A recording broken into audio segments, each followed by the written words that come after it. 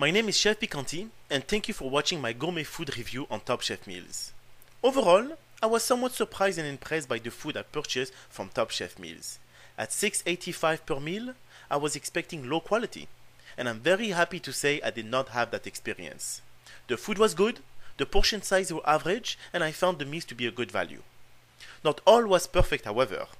All of my breakfast meals had the seals on the packaging broken during shipping.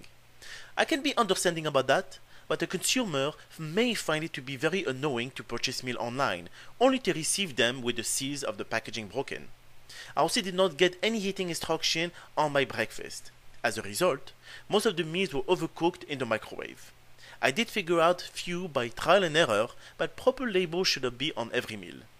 Some of the meals I had came with excess waters in the trays. However, I was able to spoon out the meal component and enjoy the meals without issue. But aside from those issues, I thought these meals were a good value at $6.85. The chicken parmesan in marinara sauce was good. A little on the smaller side compared to other vendors, but tasty. The rotini pasta maintained a proper texture, and the steamed French cut green beans could have used a little seasoning, but the meal was a good value at $6.85. I liked the meatloaf with gravy. Again, the portion size of the entree was a little on the small size, but it did appear to be homemade. The red skin potatoes with butter was excellent, and the mixed vegetable blend is standard fare, but another good value. The meatballs with marinara sauce were very good. I would like to have a little bit more sauce, but they were still very good. The roasted butternut squash parmesan is special, and the ratatouille made a nice side dish. The vegetable cheese lasagna was one of the meals that came with excessive waters in the tray. It diluted the sauce a little, but not enough to say it was not a good meal. The cream spinach and herb lentil rice were very good. The grilled chicken with natural au jus was delicious, and I would have paid more per meal to have a larger portion. The side potatoes and vegetables were good too, and well worth $6.85. I do not have luck with beef brisket, but this one was okay and not dried out. The steamed zucchini and corn medley were spot on. The rigatoni bolognese didn't pass my taste drive only because the sauce wasn't a proper bolognese. I am sure you can see from the picture it looks like the pasta was sprinkled with ground beef. There was not enough sauce, nor did I detect any cream. The glazed carrots were a little mushy, but the herb lentil rice was excellent. The seared salmon cake was a treat to have in a meal that cost $6.85. I could have eaten a few of them easily. There's a limited selection of sides and vegetables with this company, so I had to reorder the mashed sweet potatoes and ratatouille.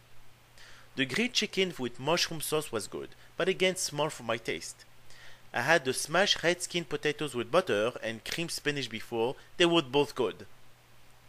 The chicken française with white wine lemon sauce was beyond delicious. Outstanding actually. It was partnered with the same herb roasted red potatoes and roasted butternut squash parmesan I had before, but was good. The sliced roast turkey breast with gravy was also very nice. It was freshly sliced off a bird and the gravy was passable. The herb brown rice with dried cranberries was great. Be sure to get that. And cream spinach was good as usual. The full American breakfast was good and was made from real eggs. The portion size was small for full American breakfast, but you get 2 of it and still be good value for $5 for 2. The sausage, egg, and cheese scramble didn't reheat well in microwave for me. Without heating instruction, I overcooked it and it was hard as a rock. I had to throw it out. I had the same problem with the pancakes and sausage. In fact, they were so overheated I couldn't get them apart. However, I give it a thumb up for being $1.95, and I'm sure it would have been good if it came with the proper directions. The apple cobbler was everything you would expect a homemade apple cobbler to be, and a good value for $2.25. You can't pay that little in a restaurant. In my experience, when a chef puts his name on a meal, it is usually above average.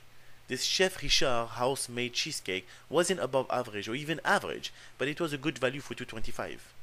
However, Chef Neil's outrageous bread pudding was outrageous, but not in a good way. It was more like a single slice of very bad French toast cut in half. I do compliment the chef for producing a compelling menu of good quality at a very economical price per meal. I would prefer to pay a little more for larger entree portion, but this company is an excellent value for comfort food. Oh yeah, Chef Picanti knows for the best in gourmet reviews and